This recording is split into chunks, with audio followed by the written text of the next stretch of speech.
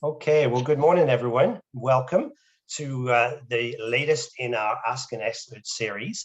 Today, we're going to be discussing cybersecurity, the risks, the reality, and the prevention.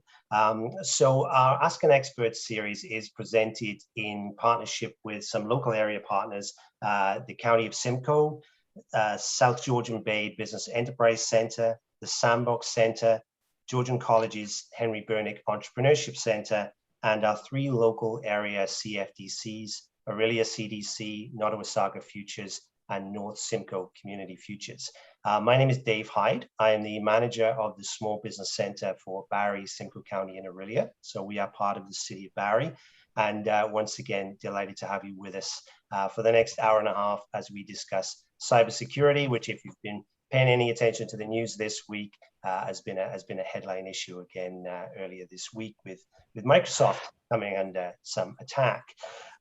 So just a few little housekeeping items before I introduce our guests. So we are recording this session, and you will have access to it via our YouTube channel and via the County of Simcoe YouTube channel after this, a little later on today, once we've done a little editing. I would request that everybody mutes their microphone. We have had a minor tech issue this morning, and so please forgive us for that. Bear with us on that. But if you could just ensure that your microphone is muted, that would be great.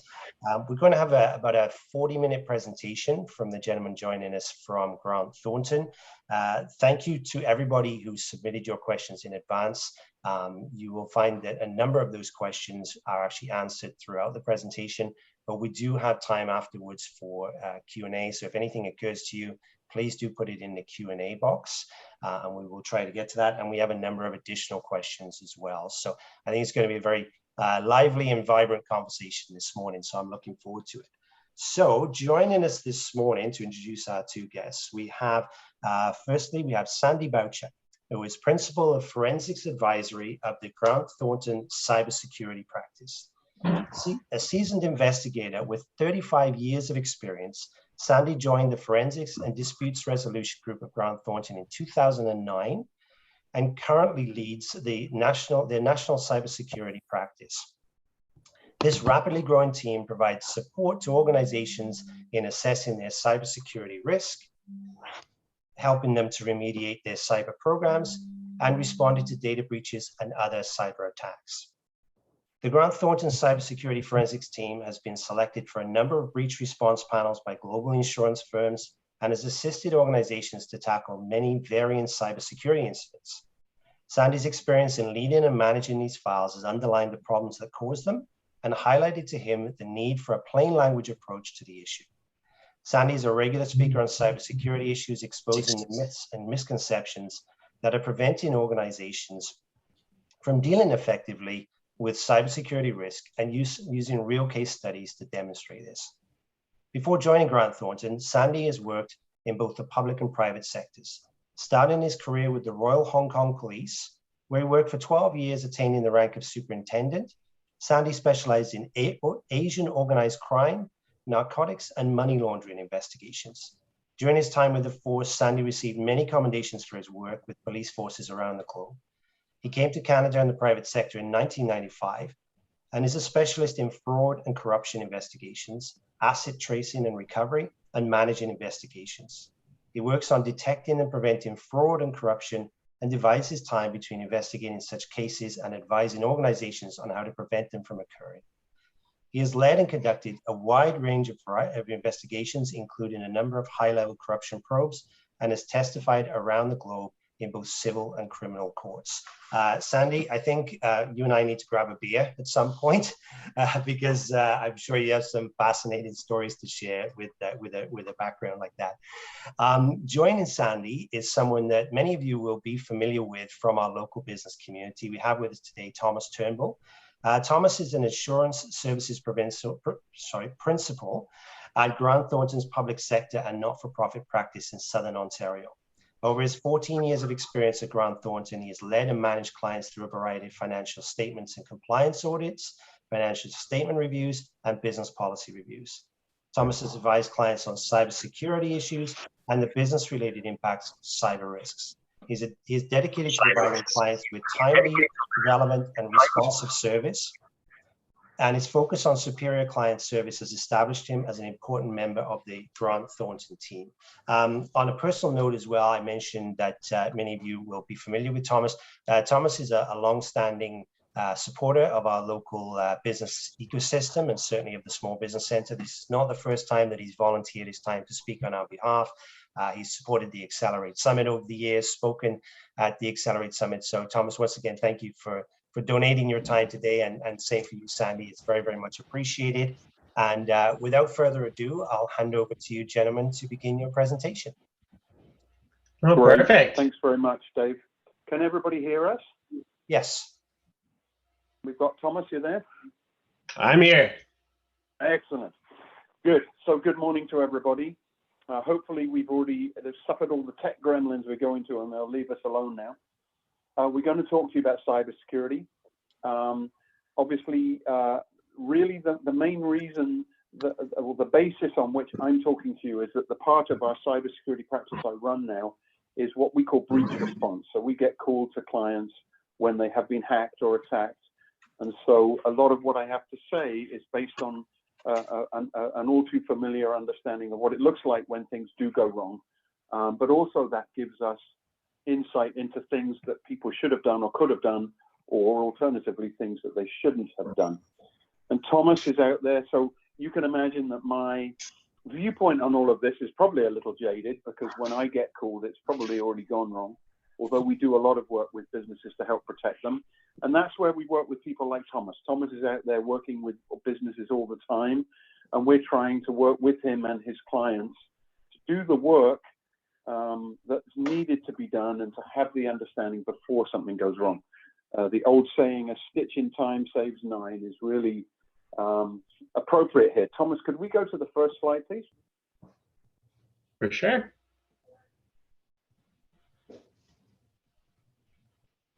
Thank you.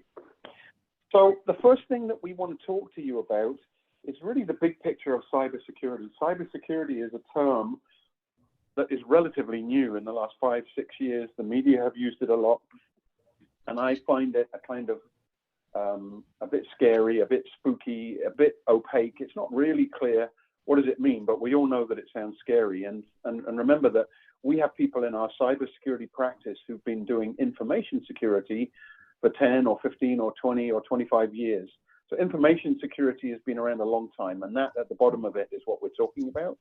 But actually, cybersecurity is just a different name for it. And then if you take it in an even bigger lens, it's important to understand that cybersecurity risk is just another business risk. It can be much more dramatic, and it's very much in everyone's minds over the last little while. But it's important to understand that it is a business risk, and a lot of businesses, with the help of their professional advisors, have gotten very good at dealing with risk. And we have these basic models where we understand what the risk is.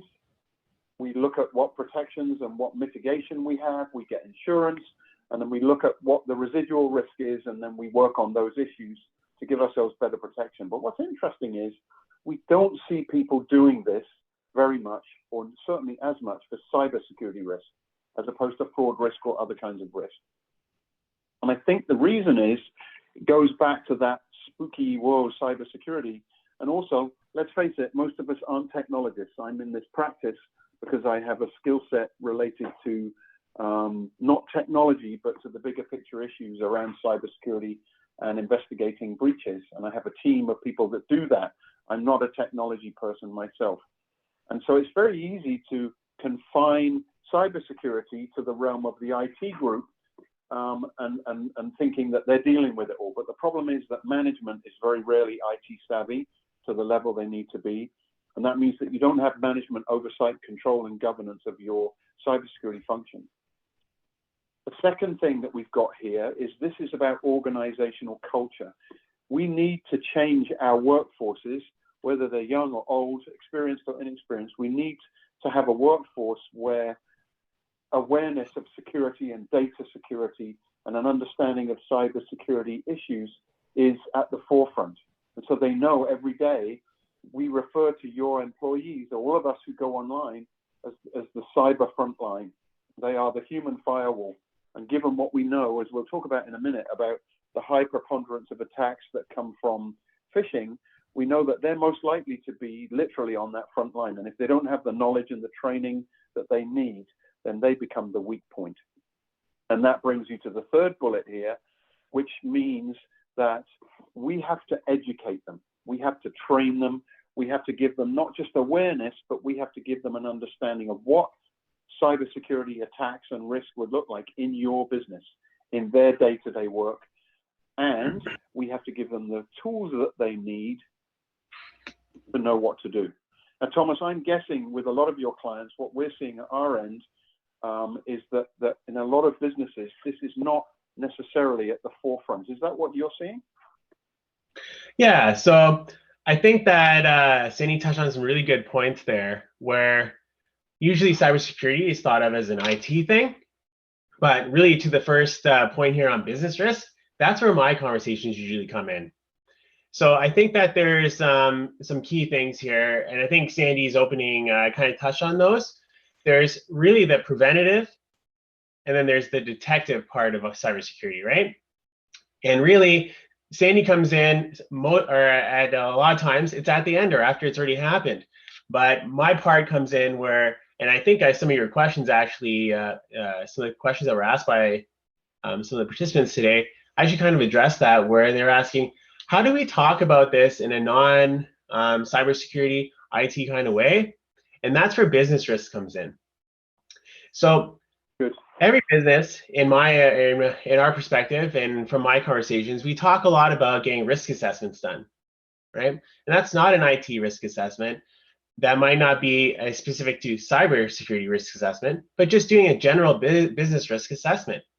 And in today's really digital society, really IT risk and the business risk that comes around that and working from home and things like that, that's really at the forefront of a lot of conversations, and it's really prevalent in today's society. I think that you raise a really, sorry, Thomas, keep going. Oh, go ahead. You raise a really important point, and that is about plain language. And one of the things that I've been trying to do, the people who are the real cybersecurity technology experts do use a lot of complex language. And I feel that sometimes that detracts from our ability to get the message across. So I really like to work hard to make sure that we use only plain language. We're just going to talk in terms that we can all understand, because most business owners and managers are not IT professionals. So exactly. Thomas, if you want to go to the next slide, he raised another really important point, and that is that we've seen a lot of things happen in the last year. Sorry, I've got a message here from Dave. I can see that. Okay, speak up a little. All right, I'll do my best. We've seen a lot of things change in the past year with COVID, and I put up a few of them here. One of the issues is this, that we have significantly, maybe not entirely, but almost entirely moved to a working from home scenario. And what that means is that all of the security we built around our networks in our office are to a significant degree now irrelevant, because our personnel are scattered around in their homes. That means, number two, that the data is now traveling outside our network to go to all these locations. Some people may have work computers or laptops they can use at home, and some may not. So the computers they're using may not be configured for maximum security and for optimizing the integrity of your network. They may not have their Wi-Fi. Their home Wi-Fi is not designed for business purposes. It may not be secure either. So there are a whole range of issues, particularly about remote connection, which have created a bonanza for the bad guys. The hackers have had a field day. We know that in the first few months of COVID, we saw them recognize this opportunity and massively ramp up their attacks. And across the globe, but particularly in North America, we saw more than 150% increase in ransomware attacks and a 4,000% increase in ransomware emails and stuff like that. If you think about the example I like to give is like a tourist. If you come to downtown Toronto or you go to Barrie in the summer, and you see people wandering around, and they're kind of looking up, they're looking around, and maybe they have cameras, and maybe they have a little map, and maybe they look a bit lost. Those are people who are out of their environment. They're having fun, right? They're relaxing. And when COVID hit, we were all out of our environment. We didn't know what to expect. We didn't know what was going to happen. People lost their jobs. People were desperate for money. People were worried about the disease. And that made all of us out of our environment. So we weren't necessarily thinking about security and all of these other things. And that's when the bad guys start sending us messages. And that's when pickpockets and other kinds of thieves take advantage of people out of their environment. And so they started putting information about COVID, information about vaccinations, information about financial support, information about jobs, all sorts of things. They were sending these messages, and we were so distracted by everything that people started clicking on them. Next slide, please. I'm going to give you a very high-level overview of what it is that we're really facing. And I could spend a lot of time talking about this, and in many sessions I give a more detailed rendition, but this is the high-level version. Who is it that's out there, and what does it mean?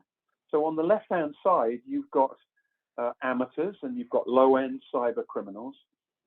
You've got organized criminals and very sophisticated groups, and you've got groups which are nation state. They are either government or they're government sponsored. And we've seen a lot in the news recently about the Russians hacking the American election, the Russians being behind some of these big pipeline attacks and stuff, and in the last few days, the Chinese being behind a massive attack of Microsoft software, which affected a lot of businesses like yours, and we did a lot of breach work on that.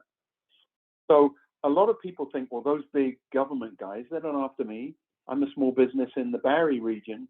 Why are they after me? But what we've seen is that many of those tools get used by other lower level hackers, but also that sometimes they're after the smaller companies because you're part of a bigger supply chain.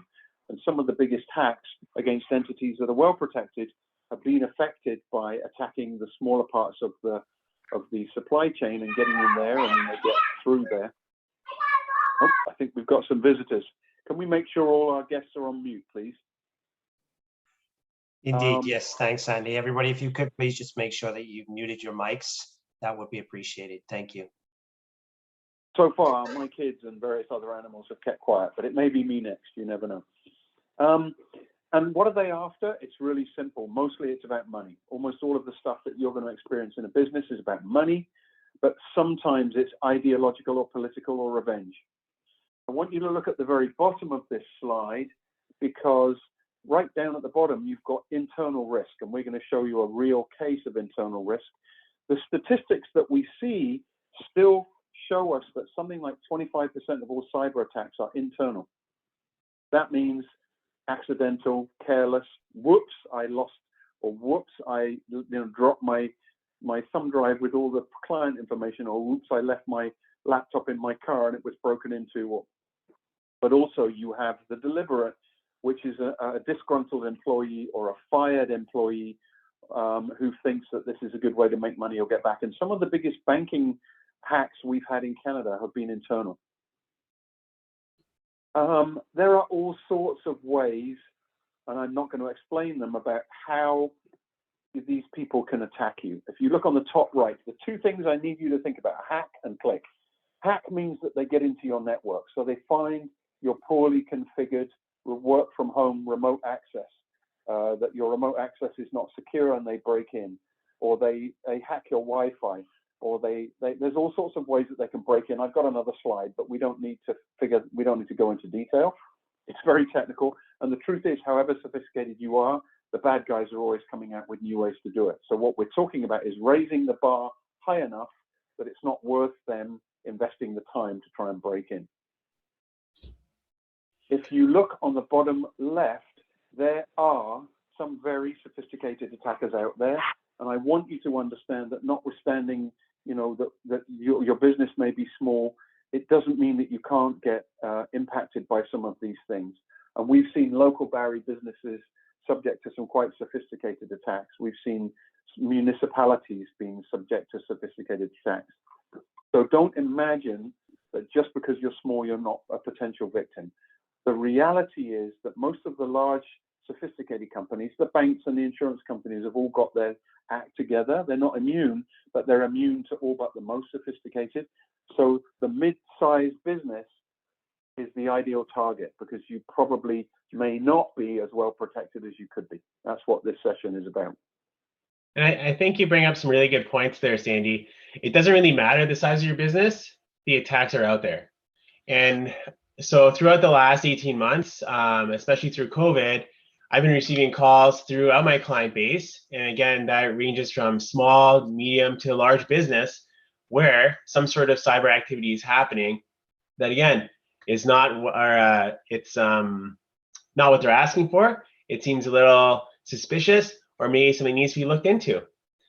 I think we'll be showing you later on in this presentation some easy things that you can actually check off your list, just to give you some of that initial cyber protection, and really just give you a base level of how you protect yourself. You can never protect yourself from everything. Even as Sandy pointed out, the big banks, sure, they have a lot of money. They're putting them into a very sophisticated system to protect themselves, but that doesn't protect them from everything, right? New things are happening all the time, but what we can do is we can be diligent.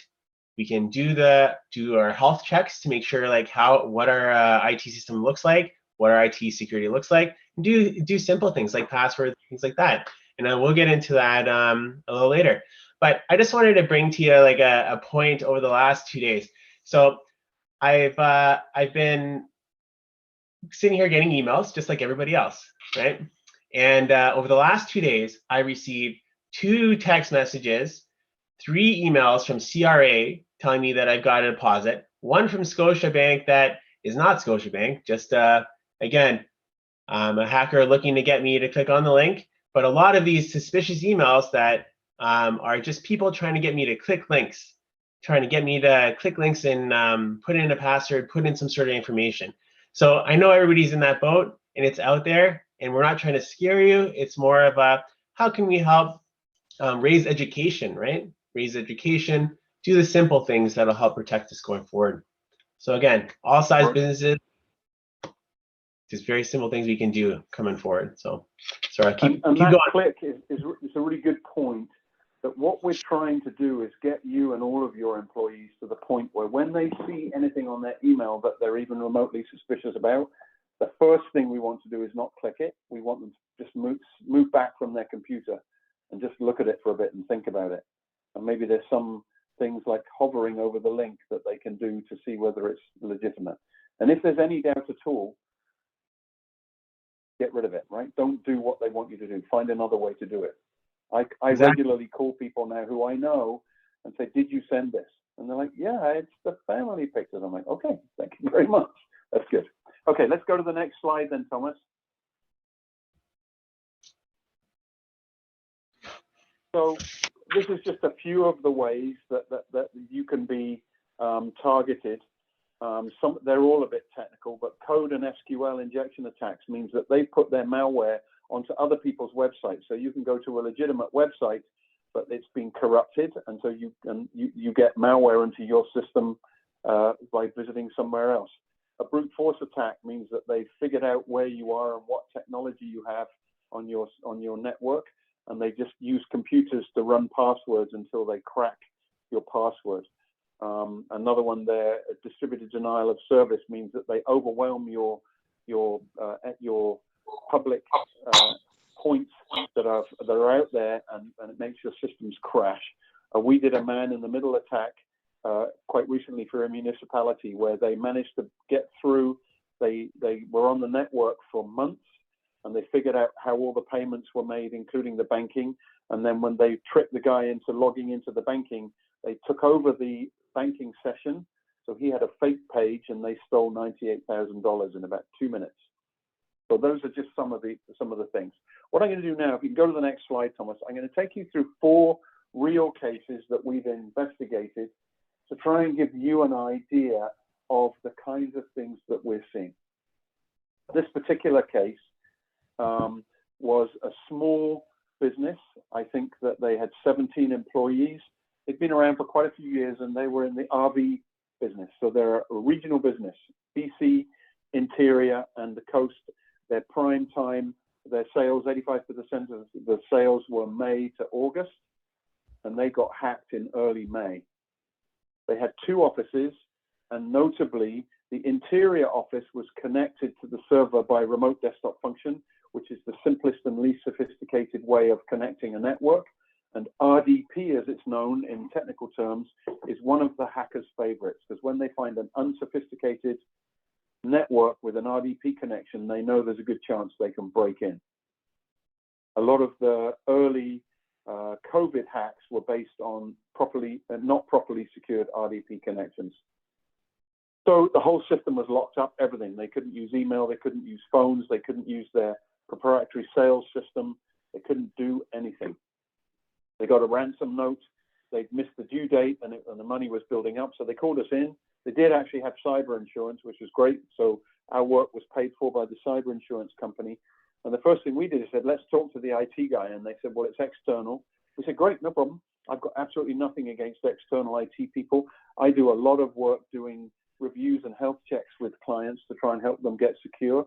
And some of the best people we work with are external. They really are excellent. However, you need to know who you've got working for you. In this case, they said, yeah, we've got a bit of a problem. We can't get hold of this guy. So we waited a day or so, and I said, look, I need this guy. He knows the architecture. He knows where all the data is. There's questions that we have that are going to save time and money. And they said, well, look, here's the details we have. So we tried contacting the guy, nothing. But finally, I gave it to my investigations team and said, please find this bloody guy. We need to talk to him. And what they found was that he was really a travel agent. And he had a business running 3- and 4-month tours to Southeast Asia. And he was away on a 3-month trip to Laos, Vietnam, and Cambodia. Oh, and by the way, his IT business was on the side.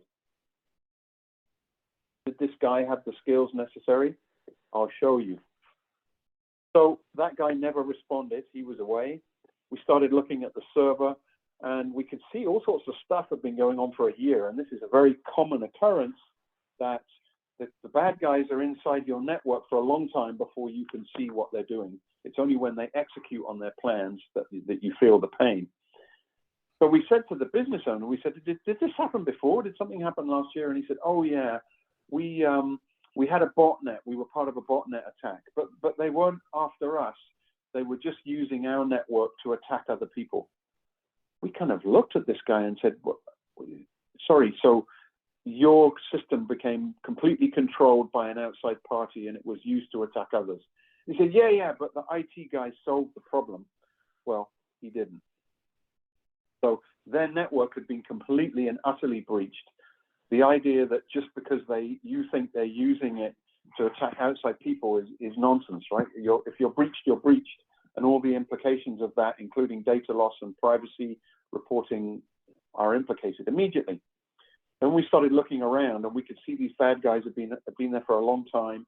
We could see they were running, one of them was running a little business in Korean language, selling tools for some magical kingdom online game. We could also see that this IT guy had tried to install a number of different anti-malware programs. Mostly they were free.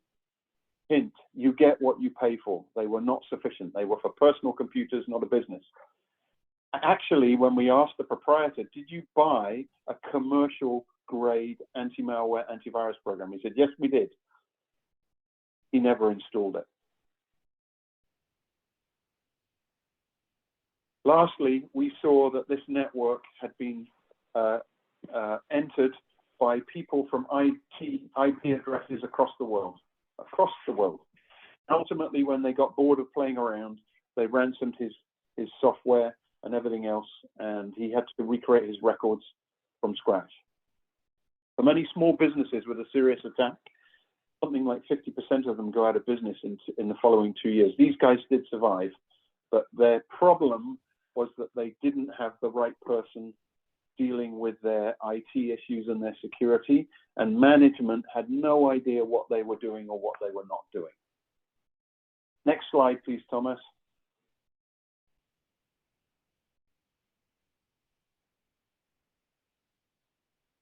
This one is another kind of attack which we're seeing, and I always remind myself, anytime I speak to an audience, I need to remind them about this, because we still get calls, a few a year. These scams are very well known, but we get calls from clients who've lost hundreds of thousands of dollars through what's called the CFO scam or the business email compromise, and they basically conning you into sending money. There's two versions of it. This is the more serious version. In the regular version, they may not have hacked your network, and they do something called spoofing. So they create an email that looks like it comes from someone you trust. We've had CEOs on holiday, and the staff get an email saying, oh, this is really important, do this. So they do some reconnaissance, and they know something about your system. Sometimes they have breached the email, and in this case, the CEO's email account had actually been breached through a phishing attack. And then they sat on it for 6 months, and they monitored it. And then they came to the point where this organization was involved in the development and construction, and there was a contribution agreement where they had to pay $8 million to the developer company. And these guys then jumped into that transaction, faked the credentials, and the money was sent to them, and it went off to a bank in Russia. These kinds of attacks can happen without your system being hacked. So it's very important that you have manual processes, not electronic or email processes, that make sure that no payment goes out without being properly verified. And we had an attack on a business local to your area where the same thing, they were sitting on the president's email, and every time he sent expense or payment instructions to his secretary, the bad guys would chuck some of their stuff in there too. Next slide, please, Thomas.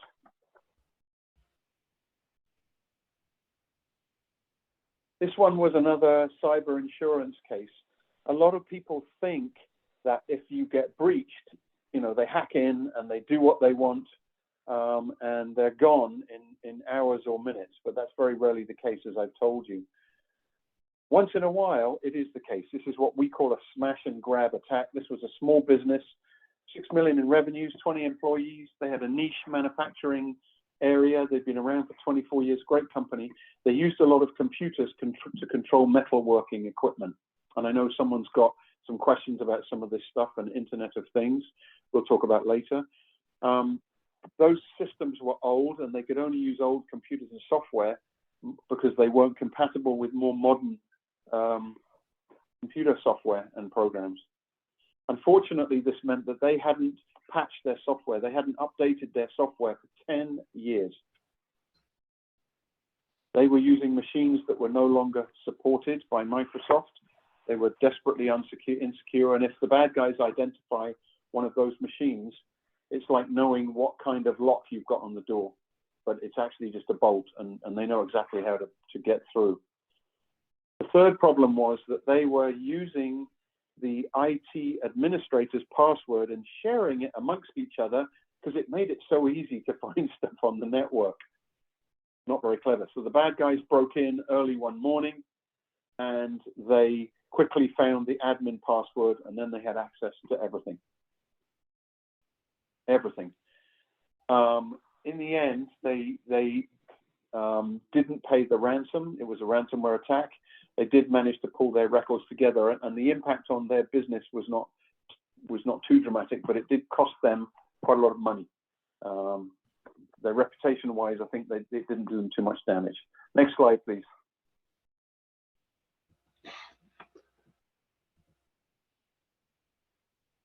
So the last one is an example of what we were talking about, an internal problem. So this was an industrial company, mining operations in Portugal and Spain, and they had these SCADA systems, which is one of the types of systems where computers control equipment. The equipment had been set up on a network, and then there was some additional work that had to be done, but the technology guy, the IT guy, was let go, and the president of the company put one of his relatives in there to run the IT, and that guy didn't know what he was doing. The IT guy who got fired was so angry that he went back into the system. He found that no changes had been made.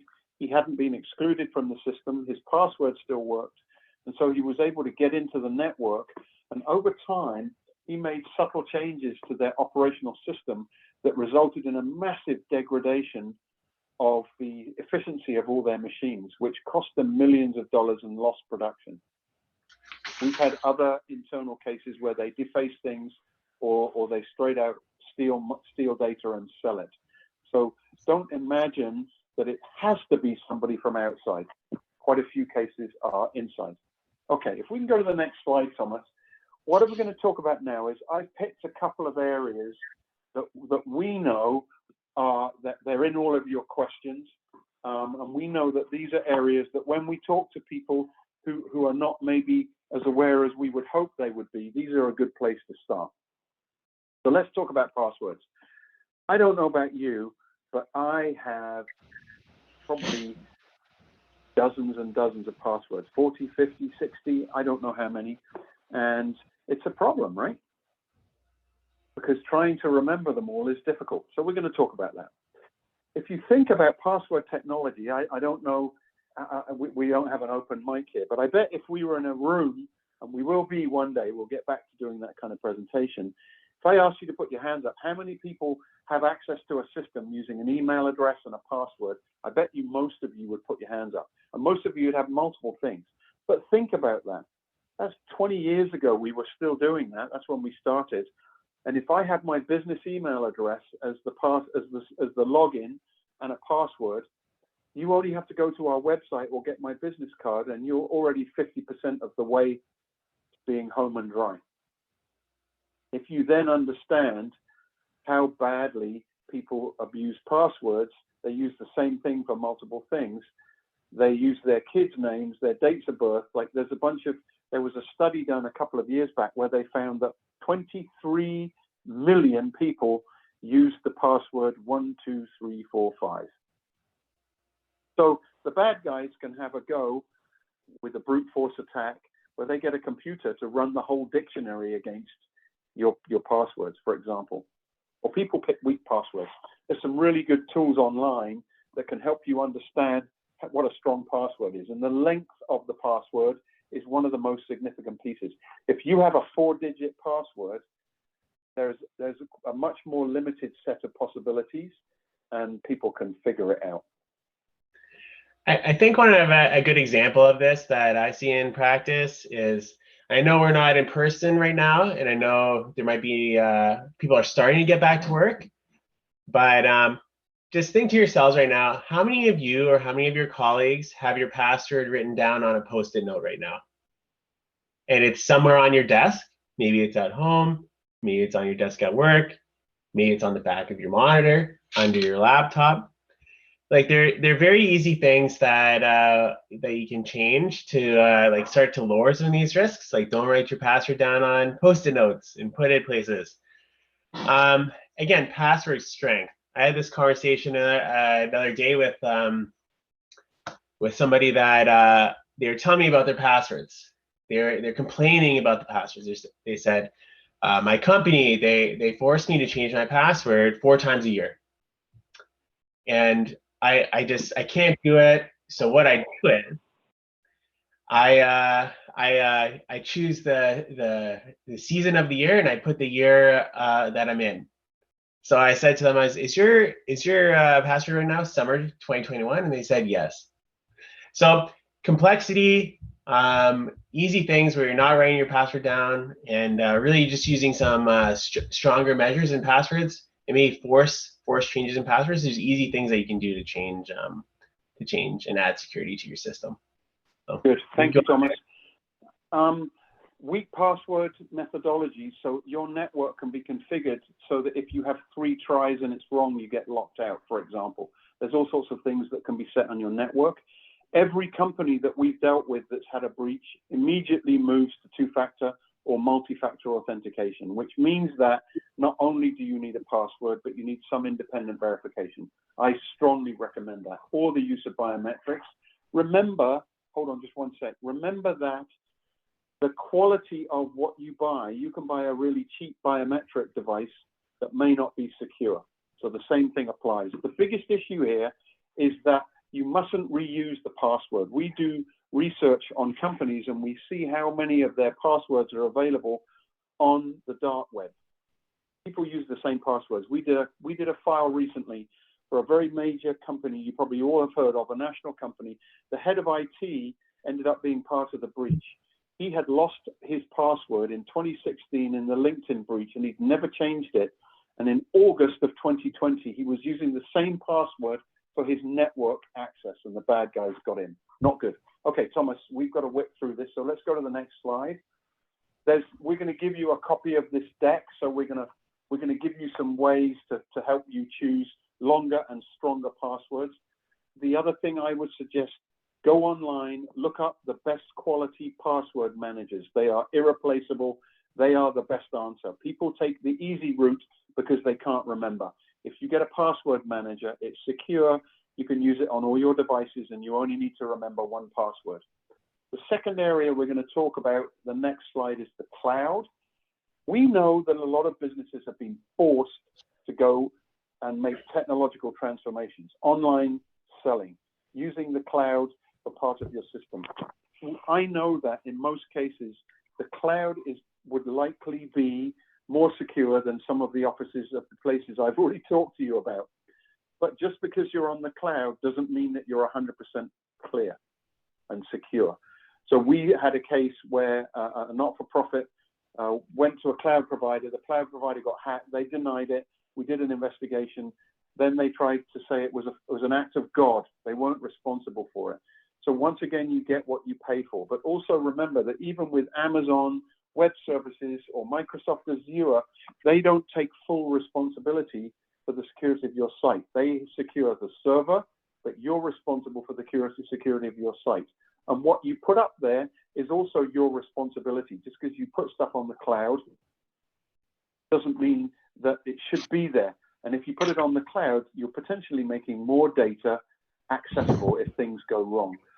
So make sure you only put up there what you need. What I would suggest to you is that people are going through these digital transformations and using the cloud. I'm not saying the cloud is bad at all. It's great. We're all going to have to go there. We're going there. But you need to make sure that you're taking the security side of it as seriously as you are the business side, or you might be increasing your risk. The last one I'm going to talk about on the next slide is backups. One of the biggest issues that we tried to get people to think about with ransomware, that if you have good quality, regular, complete, offline backups, many of the files we did, we would see that the backups were never removed from the network, and so they were encrypted too. So you needed offline backups, multiple copies. We saw a lot of cases where the bad guys were in there long enough to corrupt the backups. If you had the backups, you can just restore your files that have been ransomed and encrypted, and you're good to go. Unfortunately, the bad guys have come out with a new methodology where what they do is they steal data first, then they encrypt. And so even if you can restore the files, you then have to pay them extortion money to prevent them from leaking the data online. And that is becoming very common. So let's talk very quickly about what we actually see out there in the world. The biggest issue, I think, on this slide is that many businesses don't understand the real risks, number one, and number two, they don't really understand what the actual real-life impact would be. So they think there'll be some kind of IT issue, but they don't think about things like business interruption. If they hit your critical systems, they might shut down your business completely. And we had a business last year that had to send all of their staff home for 3 weeks while they tried to dig out. The next slide is going to show you some of the comments that we get. We did a survey amongst our client base, and this just shows you what kind of thing people say. Now, obviously, some of these answers are overlap, but look how many people said, yeah, I'm interested, but not now, or I don't have the budget, or this just doesn't apply to me. These are the kind of things that people in SMEs tend to think. Unfortunately, they think that until the moment when they get attacked. And then when they come back, what they actually see is what's on the next slide.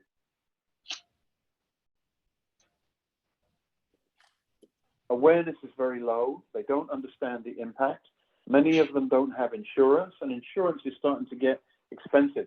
And now the insurance companies are asking that you have your system at a certain level of maturity before they'll give it to you. Many of them didn't have backups. We've talked about using underqualified IT contractors, but also not having control and knowledge of what your IT people are doing on your behalf. And if you think about that company that bought but never installed the anti-malware, antivirus, some of them aren't taking even the most basic steps. Even companies that we see with antivirus, quite often they haven't got them updated, or they just haven't got it properly configured on all of the machines that they need to. What we'd like you to do, the next slide, is we'd like you to think about the following things. Do you actually know what data and what systems are critical to your business? The secret recipe, your client list, your banking, your financials, the PII, the credit card numbers of your employees and staff and clients, for example. Where is your high value information? You need to figure it out and make sure that the highest level of protection is applied there. Secondly, figure out what the threats are and make sure that your staff are trained. Thirdly, backups and passwords. Fourthly, we've talked about those. This is again part of that education we talked about at the beginning to make sure that people aren't taking shortcuts and putting you at risk. We've talked about antivirus, anti-malware. I think we've talked a little bit about patching. Think about Windows updates. We've just circulated a release. I think today it's going out where Microsoft, there's a new serious flaw identified in 1.3 billion Microsoft machines, which is a simple patch. Go and do your updates and you'll be good. But there'll be lots of people that don't. And what comes next, once the vulnerability is identified, the bad guys start exploiting it. And lastly here, you must have a response plan for a cyber incident. If you don't have a plan, after you get attacked, you'll be trying to do something about it. It'll be like having your plane on the runway and starting to taxi and you're still trying to tie the wings on. You don't want to be developing your plans on the fly after an attack. You need to spend time doing that. I'm going to show you. Sorry, go ahead, Thomas. I just want to have a quick point there. I think a quick point there to the cyber incident response plan is we're not asking you to have a comprehensive plan. Some of you may be a very small business. You may say, like, what really do I have to plan for? But I think that this is a start, right? Starting to think about these questions, identifying where the risk areas are, what you have in place, and really what the next step is if something were to happen. And perhaps that is, I'm going to call this person, this IT, or whatever that is. But just think about it. Just start thinking about these things, I think is the key part here, right? Think about these questions. That's good. Who is going to help you is going to be an important part of your planning. Yeah. Who are you going to call? Make the Ghostbusters. If you go to the next slide, I think we've just got two more things. Look at this and try and understand where you think there are. We think these figures are fairly accurate. There's at least 30% of organizations are blissfully unaware of what's really going on. And then you look at the awareness slide, even in there are things you can do immediately. Train your staff, update your malware, patch your systems, develop your backups. So, you know, you want to keep moving up this curve. It's not an instant journey. You do the test, you fix the problem, you're done. It's a continual journey, and you've got to. But knowing where you are, doing that assessment is the key piece to understanding what you need to do next. And you can then build a roadmap towards continually increasing security. Thomas, if I think that Sorry, I was going to say, I think a very positive thing here is that just by joining this session, you've moved. If you were blissfully ignorant before, you're starting to move into awareness, right? So we're moving. That's positive impact here. So, okay, sorry, go ahead, Eddie. No problem. If you can go to slide 22, we look at cybersecurity. Yeah, you can flip through this one. I think we've run out of time. We were slow to start. And the next one. We look at cybersecurity from a simple point of view.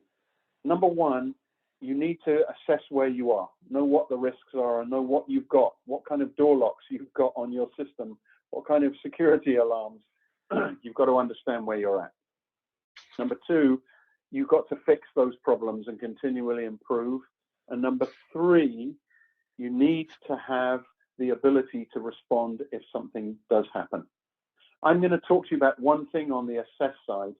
There's all sorts of things that you can do to assess your system. We've come to quite a simple methodology of doing this, particularly for SMEs. We do something we call a health check. It's not a big, complex security assessment costing tens of thousands of dollars. We give your system a health check like a doctor would, and we give you a get well card. And we spend time with you, management and IT, and look at the big picture and show you across your system where the risks are and what you need to have in place, and whether you appear to have them or not. So you can start out your assessment at a very simple level. Even if you just sat down and spent time with your IT guys, you're probably going to come out with some ideas of where you need to go next. I'm sorry we've had to race through this. We were slow to start, but we are very willing to answer questions, and I have got a spreadsheet of questions. So if Thomas, have we got questions on the Q&A thing in here? I think we've got three. There is, yeah, there is a question. Okay to let Google save my passwords? I would strongly discourage you from allowing any browser to save your passwords, because once they are there, they are very insecure. They're not protected. So that's a really good question. Only place you should save passwords, it's convenient, but you need to put them not in the browsers or save them like that. You need to put them in a secure password manager. Is it helpful to recreate system restore points periodically? I would say yes. Unfortunately, some of the hackers now actually know how to attack the parts of your computer and your systems that it would rely on to rebuild your computer. Sometimes they destroy the shadow volumes and all the other material that's used to create those backups. Let's look at this big, long... So I think somebody's asked, what is PII? PII, very good. PII stands for Personally Identifiable Information. Thomas, if you want to go for that reporting slide, which is back 2 or 3, I think. Yeah. The law changed in Canada in 2018, November, and now if you have a breach and there is loss of PII, one more before that one, yeah. If there's a real risk of significant harm to somebody whose data you held, you are obliged to tell them, and you're obliged to report the attack to the Privacy Commissioner. We've seen a fairly significant rise in the reports to the Privacy Commissioner. This PII means date of birth, the social security number, banking records, personal records, anything that's not your business card data is PII. And if you hold that kind of data for a client, that is going to be in your crown jewels data that you need to protect the most. So loss of PII or exposure of PII is often an important part of a breach assessment. What data was on a computer that's been touched by the bad guys, or what data has been removed by the bad guys? We can go into more detail if you like, but that's the quick answer. Thomas, were there other ones that you think we should cover here? On that point, I think that's the biggest point that I do talk to clients about. When you're doing that risk assessment we talked about at the beginning, the reputational risk really comes from this data breach. Okay, this kind of data breach. And what do we talk about with clients, and what you should think about is, where is all this personal information? If do I have the ability to protect it? And should I be looking into if there's an ability for somebody to breach that? Because once that happens, and I think we've seen it in the last 18 months for sure, with usually the big things with credit cards, things like that. But once that breach has happened and you start identifying that to customers, that's when the reputational risk hits your business. So that's the biggest talking point that we do have. So that's a really good question. The next question that I see on here is, could you know if a hacker is in your system/computer? Okay, so the truth is, yes, it is possible. but it is also a fact that the systems that you need and the capabilities you need to track that can be quite complex. But there are ways. We regularly talk to clients about how they can turn on the logging systems that their networks and their computers and their firewalls already have. Very often the logging facility is not turned on, or the logs are not being kept, or even if they are, no one's ever looking at them. So there are various levels up to and including sophisticated tools and manages services where you have someone who monitors your network for you. But even at a low level, there are low-cost ways that you can improve your ability to detect attackers on your network before it goes horribly wrong. There's another question here, Thomas, I'd like to talk about, where someone says something about, should we be using VPN for our internet connection? If you're just browsing on the web, that may not be necessary, but certainly if you're doing remote access to networks, computers with sensitive data, you must have a secure connection. That is the primary way in COVID that the bad guys have been hacking into people's machines.